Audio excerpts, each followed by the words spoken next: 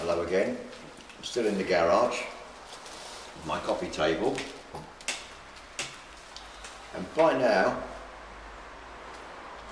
well, let's go back to the very beginning when I said let's just have a coffee, take a rest from the world, and we'll discuss anything we like.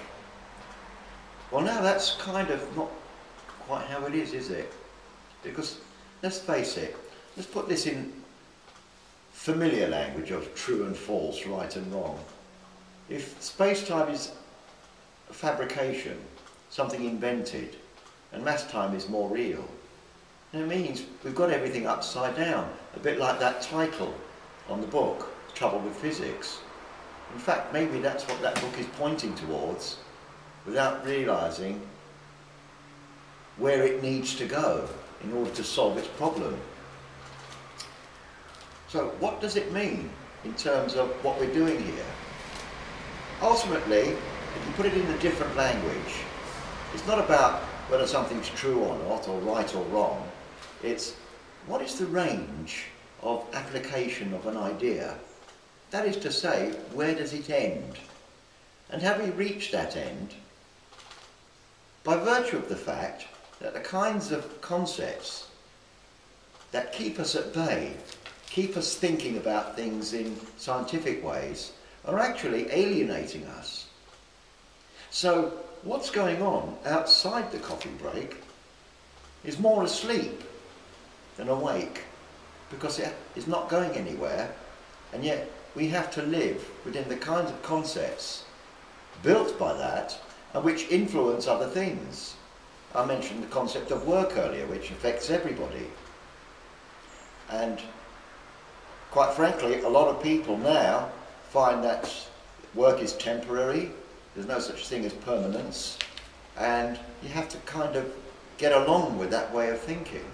Secondly, that human beings are fast becoming superfluous to requirements, because we're being paid less and less for doing more and more if we're working, and if we're not receiving an income from unearned income, like interest rates and so on. But anyway, by the by, because now when you introduce the concept of mass time, you're suggesting that the scope can be broadened, but not without cost. But in fact, that's what happened in the first place anyway, because if you consider Newton's ideas, when he was talking about the language that he was adopting of forces, mass, space, time, energy, whatever, absolutes and so on, he later wrote that he was aware that he was changing the meanings of words. And he said that ordinary people, he called them the vulgar, or the vulgar language, was unused to these meanings. It had other meanings, it was unused to them. But we'll get used to them.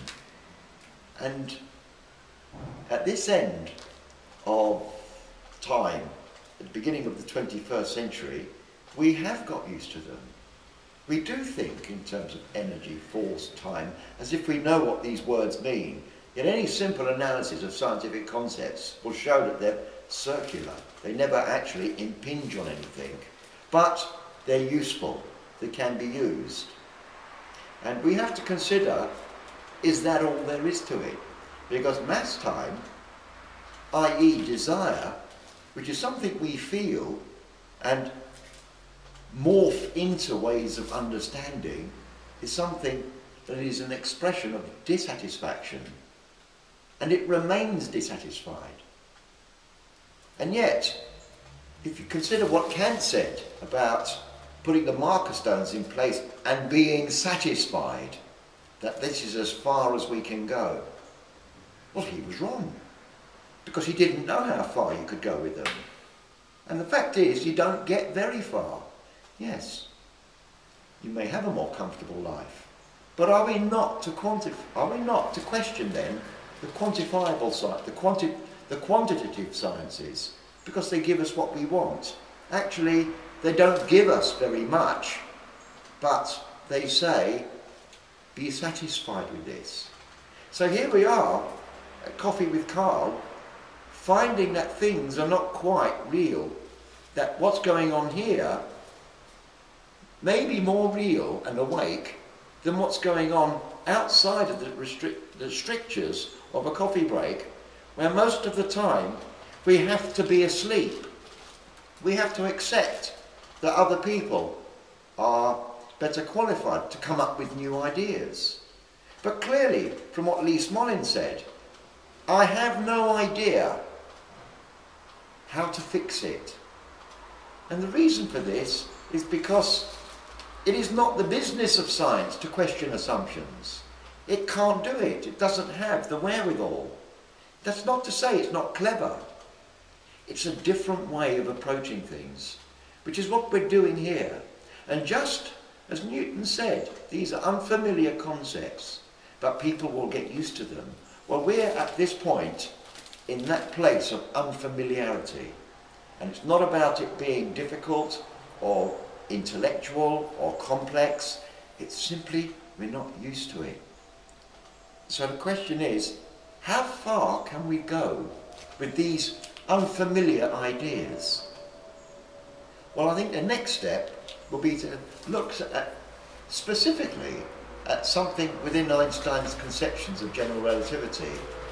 It might sound technical, but it actually we need to go through that in order to point at the very spot where the restrictions begin to occur and where the inventions start to take over.